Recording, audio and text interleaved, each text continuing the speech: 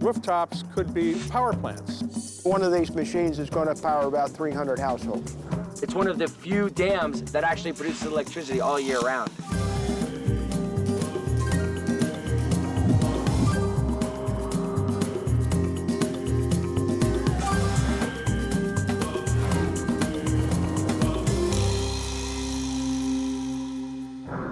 Welcome to Save My Planet. I'm Stephen Brooks.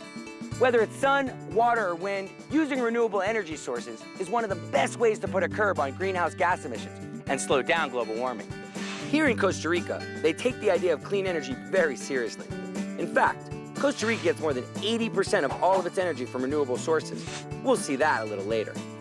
But first, let's take a look at what some folks are doing a little closer to home, right in America's heartland, where cornfields are being used to harvest another kind of crop.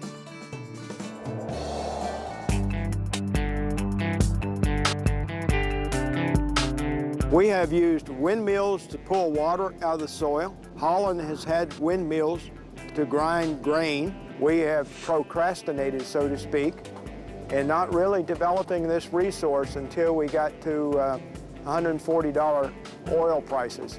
This project that we're at here is called Meadow Lake Wind Farm, which is the first phase of a multi-phase wind project in northwest Indiana. If you can see the turbine up there, those blades, they're basically pitched in the direction of the wind. By the rotation of the blades and the aerodynamic engineering that we have put into these blades are capturing that wind resource and turning a generator, and it's producing electricity. And it doesn't matter that the blades turn slowly. Even if they spin just a little bit, the turbine's generator is triggered and boom! We have electricity. And all of the electricity goes underground from turbine to turbine to turbine. And on this particular wind farm, we have what we call 3 collector stations or mini substations. And at that point, It's stepped up to this switch yard, this substation that you see here, and then the energy is basically pumped into the grid. the electricity produced here is going to Richmond, Virginia, to Appalachia, and it's going to Philadelphia, Baltimore, and Washington, D.C. Sounds like that power sure gets around. But how did a wind farm end up in Indiana? We knew we had wind, more wind than most people are blessed to have. And anemometers had gone up. You could see that there were wind measurements being made. Benton County had the best wind speed of any county in Indiana. You're standing on the high grass prairies, which means we are a flat piece of property to hold 400 and some odd square miles of this county. Generally, you're talking about minimum 60, 70 acres of open land per one turbine. And these are spaced and engineered in a very specific way. We have to make these things environmentally sound, and we have to make them extremely acceptable to human beings. As much as possible, we've tried to eliminate the possibility of bird and bat kills. We have tried as much as possible through the design to eliminate noise. And adding the third blade has reduced their irritation to your eyeballs. These are very expensive units, but all of the costs come right up front, right when construction begins. So you're talking about average of, like, for this turbine, you can say rough ballpark about $2 million a piece. $2 million? That's a lot of green. How does a wind farm make a profit? Power projects are long-term investments. The advantage here is we put all of our costs up front, let the blades spin.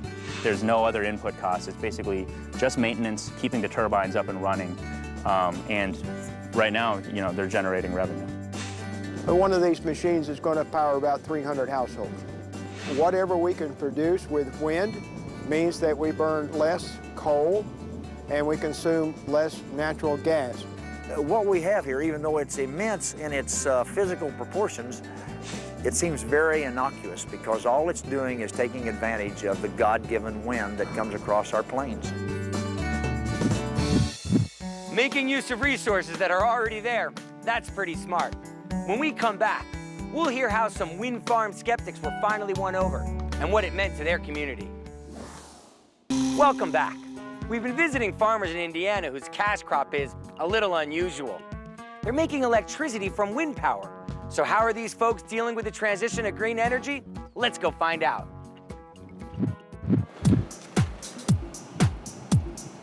It looks easy To those who are away from farming and away from agriculture, it looks pretty easy to do what we do, and it is not. We're working with 150, 200 farmers in this area to site a wind power project. We'll be literally sitting at somebody's kitchen table, kind of going through what goes into a wind farm. The older generation is more, we want to keep our landscape the way it was. I don't like change. Whereas the younger generation, where my kids are in, they are all for it. They think it's great, we're saving the planet. The thing that farmers worried about is we have a tendency to think of our land as our baby. So we had a lot of questions on how disruptive will it be. A big part of it is working with farmers in terms of what are they doing on their land. So a big interest for them is where are these access roads going to be so I can keep my fields open. They have to think about tile drainage and various other things like that. And when they're under construction, there's a great deal that you have to deal with. They dig a big hole in the ground, obviously. There are 350 yards of concrete in the standard size towers. And with these bigger towers, these clippers, there are 450 yards of concrete in the soil beneath them to support the base on which they sit. The landowner is compensated for all the crop damage that is occurring, so they suffer no financial consequences at all. They're going to be collecting between $5,000 and $22,000 per acre per year. We take less than an acre out of production for the access roads and the turbines. But when it's refurbished, it probably takes up only about 20% of that acre. So the farmer is actually going to be able in time to farm land that basically is getting paid for through the lease. If you have the luck of having a good year of wind and generate more than X number of megawatts, then you're paid accordingly. And everyone in Benton County is gearing up for a bumper crop. By the spring of next year, we will be producing about a gigawatt of electricity. Now, your home requires kilowatts, and these machines are producing megawatts. But their total capacity, when we put them all together, is going to be a gigawatt. So we continue to add zeros, zeros, and zeros to the end of that equation. And that should earn the county about $55 million over the next 20 years. Wind power can generate a lot of cash and a lot of jobs, too. We have struggled forever for job creation. There's a lot of layoffs in the county for people who work in Lafayette. I mean, there's so much potential for a green collar economy, especially from a sector such as wind energy. The things that I've been most proud about is the fact that I'm helping over 400 landowners get some financial rewards for their contribution to a greener environment. This right here is taking 100,000 cars off of the road, right? It's providing new jobs that have been lost through the manufacturing base. You hate to use the phrase no-brainer, but that's what it is. It's a win-win. It's a great feeling knowing that we're helping future generations. You know, I want my kids to be able to have an earth to be able to live on. Hats off to the folks from Benton County, Indiana. It seems like those farmers are feeling the winds of change in a really great way. When we come back, we're going to go to the rooftops of Chicago to see how wind energy can work in the city, too. Have you ever thought how being green could help us make green? The United States already has a thriving green economy. The renewable energy industry has been adding jobs at more than twice the national rate. These green-collar jobs include everything from installing solar panels to building wind turbines. And they're a smart way to keep the economy humming while taking care of the planet. Welcome back to Save My Planet. Renewable energy sources are all around us, like right here on the Arenal Dam in Costa Rica. But you don't have to live on a roaring river to harness the power of nature. Some people are doing it right in the city, on their rooftops.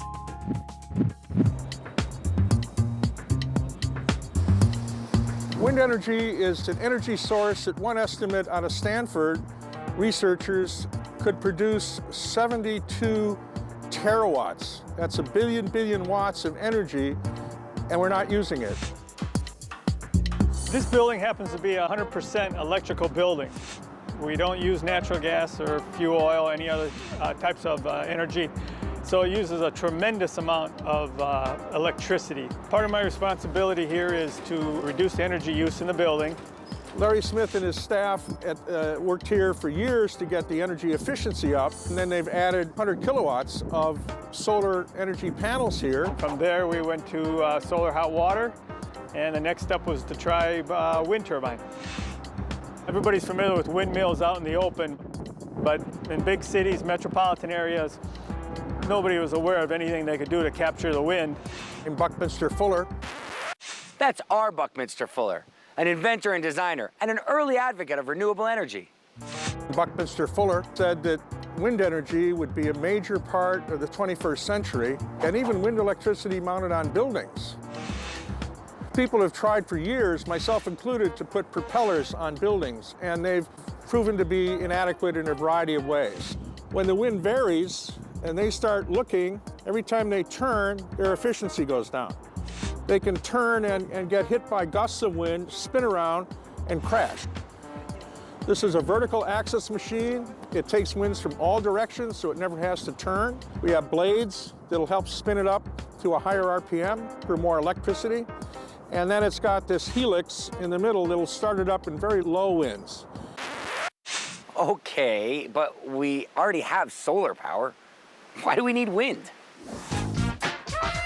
This roof has almost a 50-50 balance between very good solar days in the late spring, summer, and early fall, and then lowered solar value in the winter. But in the winter, you have very high winds. So we look to this interesting balance to end up leveling out the renewable energy delivery to the roof of the building. As soon as we're making it, we're using it.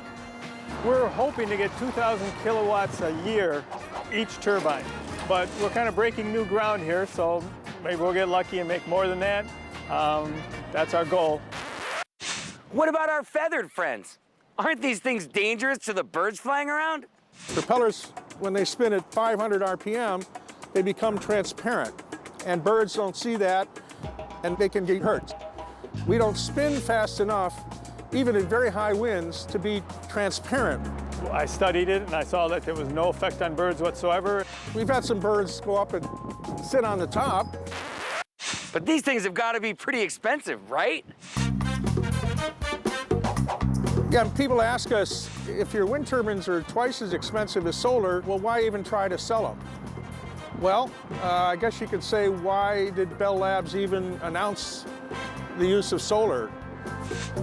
We've been downsizing manufacturing since the 80s, and here's a tremendous opportunity to reindustrialize around clean energy devices of all kinds.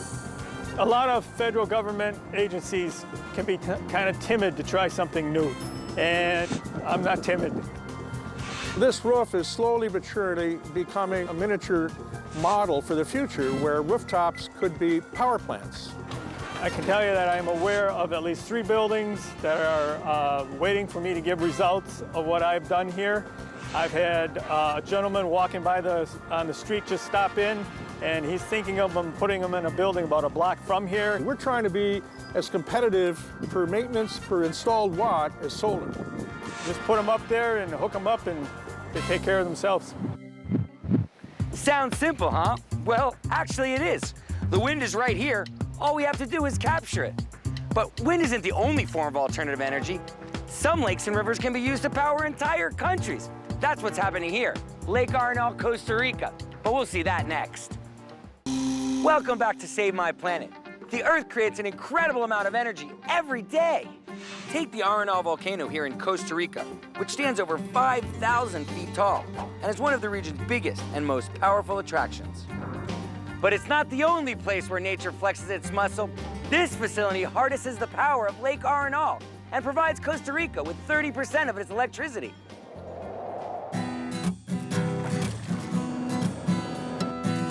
So I'm here with Jose Araya. He's a civil engineer here at the Arenal Dam, and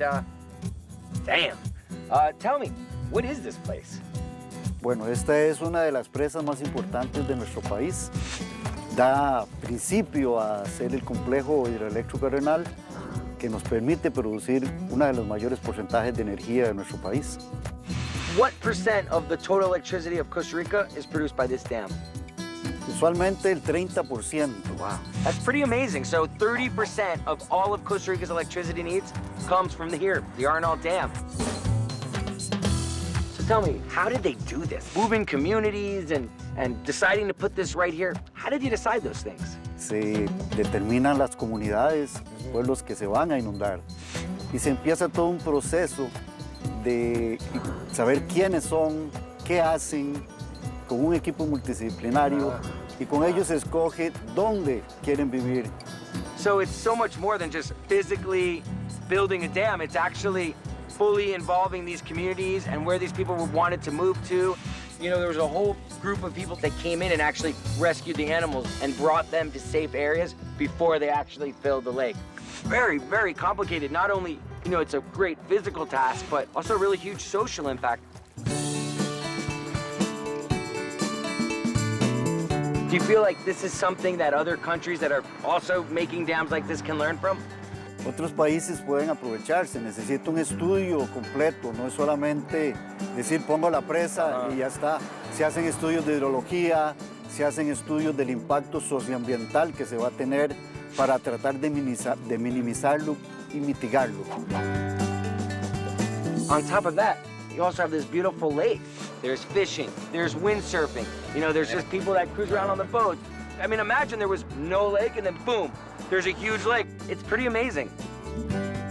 Jose, this is really, the lake's beautiful and all these facts are interesting, but all this talk about electricity, I don't see any of it being made. Where's it at? Sí, a diferencia de otros proyectos, la casa de máquinas está al otro lado del lago. So he's saying, like, unlike most projects, that the electricity is made at the other side of the lake in the Casa de Máquinas, the house of machines. Can we see it? Yes. Come on.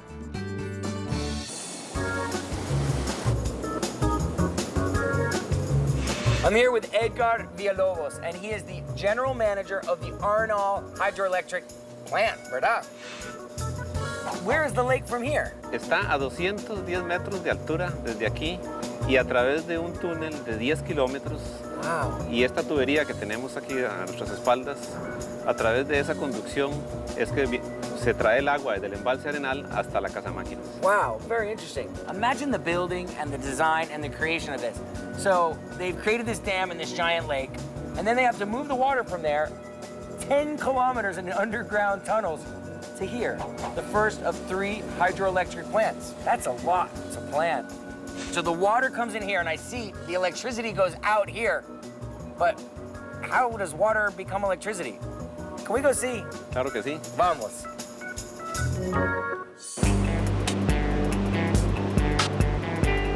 So now we're inside the hydroelectric plant, and you know, I was wondering, what you hear all this turbine, what is a turbine? And here we have one. They always have a spare here, and this is one of them. Entonces, ¿la agua entra dónde? La agua viene en esta dirección, horizontalmente, pega en estas paletas y hace girar la turbina. So the water goes in here and then out down there, and it turns the turbine, but how's the electricity made? Al mover la turbina al generador, a través de un campo magnético se produce energía eléctrica. Wow. Can we actually see all this in action? Por supuesto. Vamos. We're going to see it.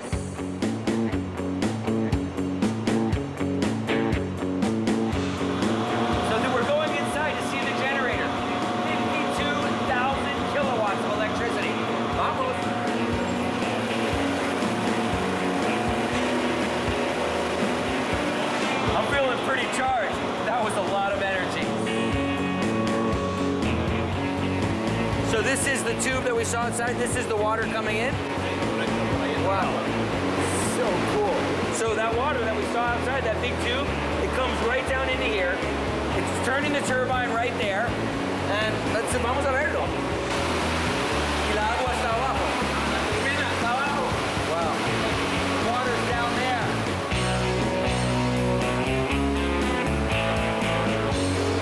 We've seen pretty much the whole process, but how do you distribute the electricity? Vamos a la sala de control. Wow.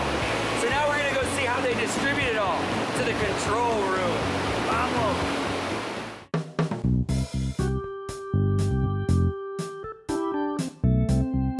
Whoa. There are a lot of levers. Entonces, ¿qué es eso? El panel de control. This is the control panel. So tell me about some of this stuff. En este momento tenemos dos unidades trabajando, una produciendo 53 megavatios y otra 49. Wow. La tercera está parada. So where does all this power go? La energía que producimos aquí es entregada a la red, como se puede observar aquí. Wow, so all the power that they're making here, it goes into the grid. And as you can see, right now, in this minute, we're making 101 megawatts of power. It goes to show that really every time you flip on that switch or you leave something plugged in, your energy really comes from somewhere. And a lot of work goes into it. So really, really be mindful of all of the electricity used and little steps you can take to help save it. De verdad, Don Edgar, lo agradezco muchísimo. I really appreciate it. I love the tour. Con mucho gusto. It was really awesome. Nature and technology, wow. The Arenal Dam shows that it's possible to provide clean and renewable energy while still preserving and protecting the environment. Now that's saving the planet. I'm Stephen Brooks. See you next time.